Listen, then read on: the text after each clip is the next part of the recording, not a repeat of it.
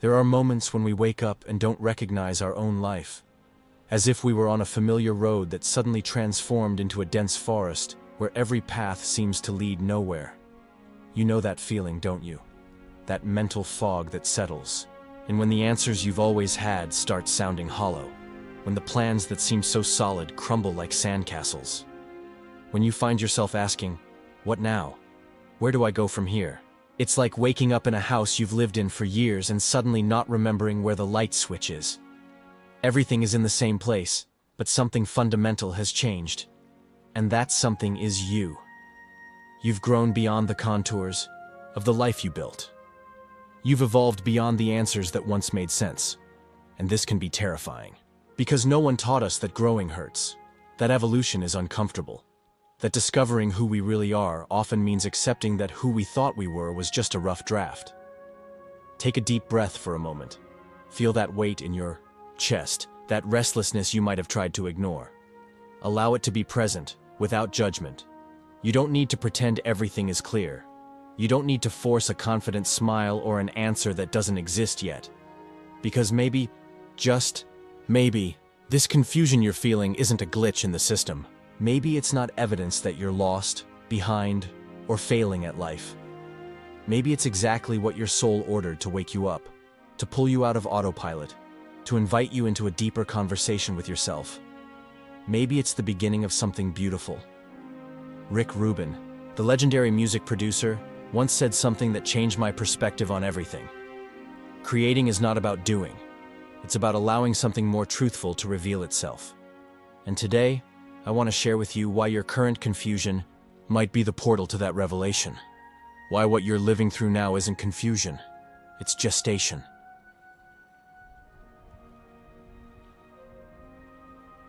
We live in a culture obsessed with quick answers. Everyone wants you to know exactly what you want, where you're going, how you'll get there.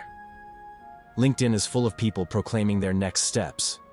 Instagram shows perfectly curated lives where every decision seems to have been made with absolute certainty. Everyone seems to have discovered life's secret, except you. And then comes the pressure.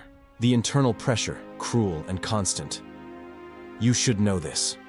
Everyone your age has already figured it out. Why are you still confused? Why don't you have a 5-year plan yet? Why are you still questioning choices you should have made long ago? This pressure is like an invisible weight you carry every day. It makes you lie to yourself, force decisions you don't feel, accept paths you didn't really choose. It turns you into an actor in your own life, playing a role that isn't yours. But I'll tell you a secret I discovered by observing truly creative people. People who produced art that touches the soul. The best discoveries, the most authentic creations, never came from forced clarity. They were born from empty space, from not knowing, from the courage to remain in the question without rushing to just any answer. Think about Rick Rubin in the studio. He worked with some of the greatest artists of our time, but his approach is radically different from what you'd expect. He doesn't arrive with a ready-made formula, with a checklist of how to make a hit. He creates a space of silence and deep listening. He removes the pressures, the expectations, the shoulds that block creativity. Clarity doesn't come from effort, he often says. It comes from silence. This is revolutionary truth in an age that confuses movement with progress, noise with productivity. When you force clarity, when you rush to choose a path just to escape, the uncomfortable feeling of not knowing, you often choose based on fear. Fear of falling behind, of disappointing others, of seeming lost. You build a life that looks right on paper, that gains social approval, but never touches your soul. It's like trying to make music following only music theory, without ever stopping, to listen to what wants to emerge. Technically, it might be correct, harmonically perfect, but it won't move anyone, not even you. Because true art, like true life, isn't born from formulas. It's born from truth. Forced clarity is a prison disguised as a solution. It keeps you safe, predictable, but it also keeps you small. It keeps you repeating patterns that no longer serve you, following scripts that other people wrote for their own lives, pursuing goals that aren't even really yours. And maybe that's why you're confused now. Maybe your soul is refusing to accept another answer that doesn't come from within. Maybe your confusion is an unconscious act of rebellion against a life that isn't really yours. Maybe it's your inner wisdom saying, "Stop, breathe, there's another way."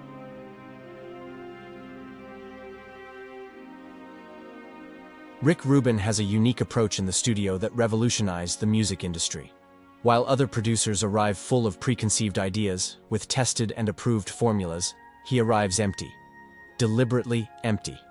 He creates a space where not knowing is welcome, where initial confusion is seen not as a problem to be quickly solved, but as precious raw material for something new. He removes external pressures, artificial deadlines, expectations that suffocate creativity. And then something magical happens. When artists stop trying to create what they think they should create, they begin to create what they need to create. When they stop forcing, they start finding. What blocks can also guide, he observes. And this is profoundly true about the confusion you're experiencing. It's not the absence of direction, it's the presence of multiple possibilities not yet explored. It's your consciousness saying that the obvious options, the automatic choices, aren't enough for who you're becoming. Think about the last time you had a major realization about yourself, about your life, about what really matters.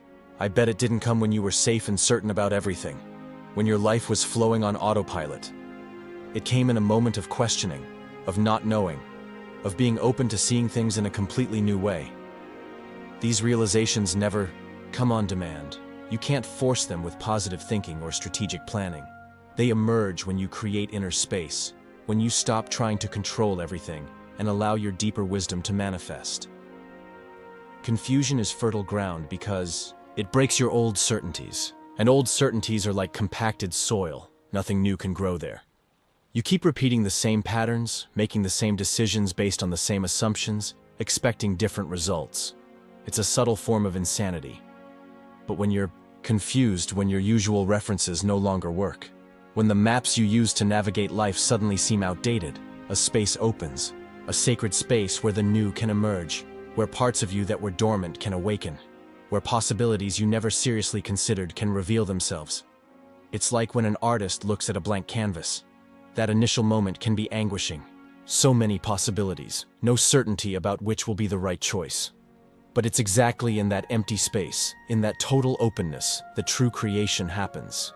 Not when they already know exactly what they're going to paint, but when they allow themselves to be surprised by what wants to emerge through them. Your life is that canvas now. And maybe you've spent so much time trying to paint what you thought you should paint.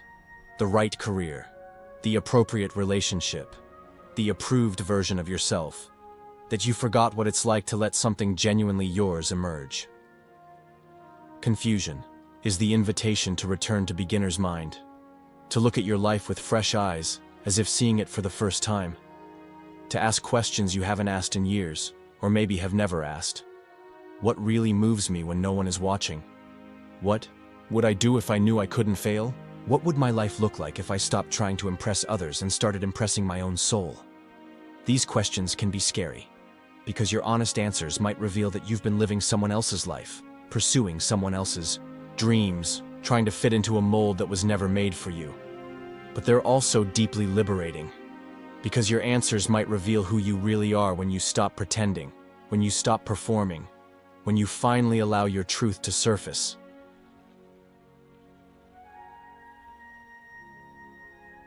Every confusion carries a message. It's not random noise, not a defect in the system. It's direct communication from your soul, trying to tell you that something needs to change, that something needs to be honored, that something needs to be born or die within you. The problem is we live in a society that treats symptoms, not causes. Feeling anxious? Take a pill. Confused about the future? Make a strategic plan. Questioning your choices? Consult a coach who will give you a step-by-step method. But Rick Rubin understands something deep about the nature of creation, and by extension, about the nature of life. When working with artists in creative crisis, he doesn't try to quickly eliminate their confusion. He listens to it. He treats it as valuable information, as intelligence trying to communicate. What is this uncertainty trying to reveal, he asks. What truth is trying to emerge through this resistance? What is your soul asking you to stop doing? What is it asking you to begin? This approach requires a fundamental shift in perspective. Instead of seeing confusion as an enemy to be defeated, you begin to see it as an ally trying to guide you. Like an inner compass pointing not necessarily to where to go, but to where not to go anymore. Think of your current confusion as a symptom, not as a disease. Symptoms inform us that something is happening below the surface. That the body, or in this case, the soul, is processing something important, trying to rebalance itself, preparing for a transformation. If you're confused about your career, maybe it's because you've grown beyond the work you do. Maybe your deeper needs, your essential values, your very identity have evolved, but you're still trying to fit into an old, small version of yourself. Like wearing children's clothes on an adult body. Technically, it still fits, but it's uncomfortable and limiting. If you're confused about relationships, maybe it's because you're beginning to understand what you really need from another person, or what you really have to offer. Maybe you're realizing you've been accepting crumbs when you deserve a feast, or that you've been demanding from others what only you can give yourself. If you're confused about purpose, about meaning, about what your place in the world is, maybe it's because you're ready to stop living the life others expected of you, and start living the life that's asking to be lived through you. The life that only you can live, with your unique combination of gifts, wounds, perspectives, and experiences. Confusion often arises when we're on the threshold, when one version of us is dying and another is being born. It's uncomfortable because we're no longer who we were, but we don't yet know who we're becoming. It's like being suspended between two worlds, belonging completely to neither. It's like the metamorphosis of a caterpillar into a butterfly, one of the most radical transformations that exist in nature. In the cocoon, it's no longer a caterpillar, but not yet a butterfly. It's a soup of cells reorganizing into a completely new form. If you could ask it at that moment, "What are you?" it would answer, "I don't know. I'm confused." But this confusion isn't a problem. It's the process. It's the transformation happening. Maybe you're in the cocoon now. Maybe your confusion is evidence that something beautiful and necessary is forming within you. Something you can't force, can't rush, but can honor. Can create space for it to happen. Can trust the process even when you don't understand the process. When you stop fighting against confusion and start listening to it with gentle curiosity, patterns begin to emerge. Clues about who you're becoming. Signs about what direction your soul wants to take. Whispers about what needs to be left behind and what needs to be embraced. They're not clear and definitive answers, not yet, but they're signs of life. Evidence that something is moving within you, even when it seems like you're standing still, even when it seems like you're lost.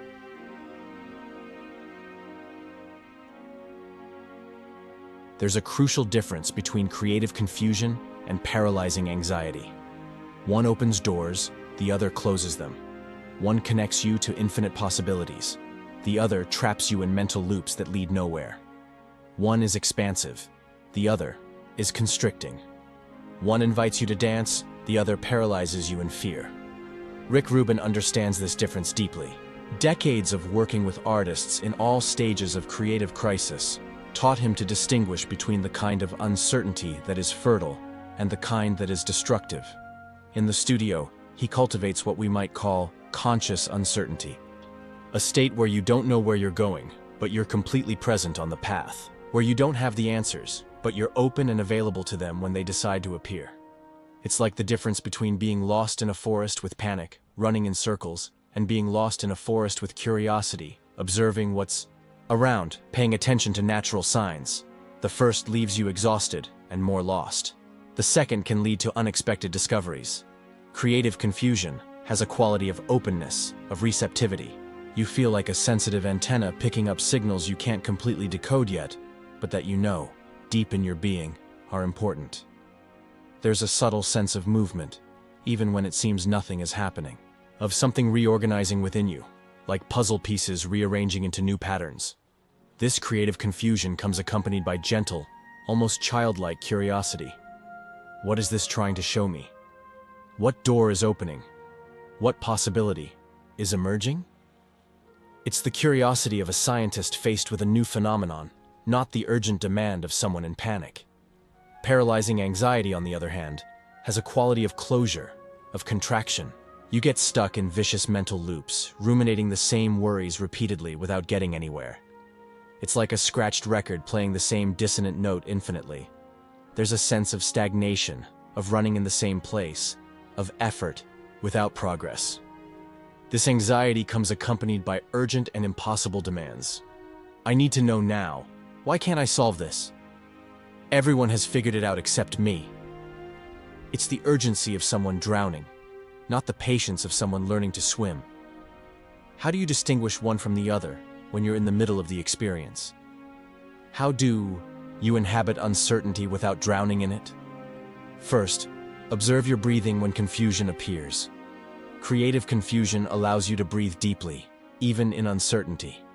There's space in the lungs, space in the chest. You may be uncomfortable, but you're not suffocated. Paralyzing anxiety, on the other hand, tightens the chest, shortens the breath, creates a sense of physical urgency. If you notice your breathing is short and shallow, if you feel your chest tight, you've probably slipped into anxiety. Stop everything you're doing. Breathe deeply, intentionally, several times. Remember, you don't need to solve everything now. You don't need to have all the answers today. Life is a process, not a problem to be solved immediately. Second, observe the quality of your thoughts. Creative confusion generates thoughts that move, that evolve, that make unexpected connections. You may not have clarity, but you have mental movement. There's a sense of exploration, of gradual discovery. Paralyzing anxiety generates looping thoughts. The same worries spinning repeatedly without evolution, without progress, without resolution. It's sterile thinking that generates nothing new, just consumes mental energy without creating value. If you notice you're ruminating, that your thoughts are in vicious circles, get out of your mind. Go to your body. Walk, even if it's just to the kitchen. Move. Do something with your hands. Physical movement often breaks mental loops and restores the natural flow of consciousness. Third, observe if curiosity is present. Creative confusion, even when uncomfortable, keeps alive a genuine curiosity about what's happening. Interesting. Why am I feeling this way? What is my restlessness trying to tell me? What new aspect of me is trying to emerge? Paralyzing anxiety kills curiosity and replaces it with demands. I need to stop feeling this way. Why can't I solve this? When will this end? It's the difference between asking questions that open possibilities and asking questions that close experiences. You are not your fear. Rick Rubin often reminds the artists he works with. You are the conscious space where fear appears. The same applies to confusion. You're not the confusion. You're the space where it arises, transforms, and eventually resolves. This distinction is revolutionary. When you identify with confusion, when it becomes who you are, you lose all perspective. You become a prisoner of your own experience. But when you observe it, when you feel it without becoming it, you maintain your capacity to respond. You remain the conscious creator of your experience, not just its passive victim. There's an art to staying with the unknown without trying to control it prematurely. It's like learning to float in water instead of desperately fighting against it. The more you relax, the more it naturally supports you. The more you fight, the more energy you waste, and the more you sink. Your current confusion might be teaching you exactly this art.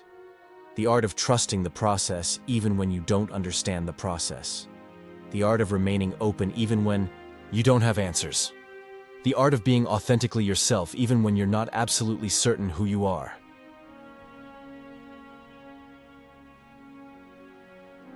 Creating is not about doing. It's about allowing something more truthful to reveal itself. This phrase from Rick Rubin contains a deep secret about how to navigate confusion, about how to live an authentic life, about how to find your way when all maps seem outdated. The secret is this: the answer you seek doesn't come from you, it comes through you. This might sound mystical or esoteric, but it's profoundly practical. How many times have you had a transformative insight in the shower, or driving on a familiar road, or walking in nature without a specific destination? In moments when you weren't trying to solve anything, when your mind was quiet and receptive, when you had created inner space for something new to emerge? This happens because your consciousness is infinitely larger than your thinking mind. There's An intelligence in you that processes information in ways rational intellect can't reach, that connects dots linear thinking can't see, that finds elegant solutions that worry and control would never discover. This intelligence is always working in the background, like a computer processing data while you do other things. But it can only deliver its results when there's space, when there's silence, when you stop bombarding it with urgent demands and allow it to do its work in its own time. Rick Rubin discovered this working with some of the greatest artists of our time. He realized that the best albums, the most touching songs, the most authentic performances never came from forced effort. They were born when he created the right conditions: silence, space, absence of pressure, and then allowed magic to happen. Clarity doesn't come from effort, he observes. It comes from silence. Not silence as absence of sound, but silence as absence of demand, as inner space, as receptivity. But how do you do this practically? How do you create these conditions in your daily life, especially when you're in the middle of intense confusion about important decisions? First, cultivate regular moments of non-action. Not to escape problems or procrastinate important decisions, but to give space for solutions to form organically. Every day, even if for just 10 minutes, sit in silence, without agenda. It's not formal meditation with specific techniques. It's simply being present with yourself without trying to achieve anything. In these moments, don't try to force insights or answers. Just be. Observe your breathing. Feel your body. Notice thoughts that come and go without clinging to them. It's like creating an empty space where something new can appear. Second, pay attention to the whispers of your intuition. The answer you seek rarely arrives as a shout or dramatic revelation. It usually whispers. It comes as a subtle sensation in the body, as a quiet certainty you feel but can't explain rationally, as a gentle impulse towards something that doesn't make sense on paper, but makes sense in the soul. Learn to distinguish between the voice of your intuition and the voice of your anxiety. Intuition is calm, even when it suggests radical changes. Anxiety is agitated, even when it proposes the status quo. Intuition invites, anxiety demands. Intuition has a quality of truth you recognize in the body. Anxiety has a quality of urgency you feel in the mind. Third, move your body regularly. Mental confusion often dissolves when you get out of your head and into your body. Walk in nature, even if it's just in a nearby square. Dance alone at home. Work with your hands. Cook, draw, organize a space. Physical movement often releases insights that obsessive thinking can't reach. It's as if body movement allows ideas to also move, rearrange themselves, find new configurations. Fourth, keep an exploration journal, but not the "what happened today" kind. Write open questions and see what emerges spontaneously. What is my heart trying to tell me? If I weren't afraid of others' judgment, what would I do? What would it be like to live more aligned with who I really am? What needs to die in my life so something new can be born? Don't try to answer these questions intellectually, as if they were math problems. Just write whatever comes, even if it seems disconnected or senseless. You might be surprised by the wisdom that emerges when you stop censoring your thoughts and allow your deepest truth to express itself freely. Fifth, observe the patterns of your energy over time. What genuinely energizes you? What drains you? When do you feel most yourself? When do you feel most distant from your essence? Your life is already giving you constant clues about what direction to take. You just need to pay attention with curiosity instead of judgment. The answer you seek might not arrive as a detailed 5-year plan with all steps clearly defined. It might come as a small next step, but unquestionably true. As a decision that feels right in your body, even if your mind doesn't completely understand why. As a subtle change in how you relate to yourself and the world. Not everything needs to be said, but everything needs to be felt, Rick Rubin observes. Maybe the answer to your current confusion isn't something you need to explain in detail to others, at least not yet. Maybe it's something you need to feel deeply, honor completely, follow courageously, trust the process, trust your innate capacity to navigate uncertainty. Trust that you're wiser and more resilient than your fears make you believe. Trust that the confusion you're experiencing isn't evidence of failure, but evidence of growth. Evidence that you're refusing to accept a life too small for your soul.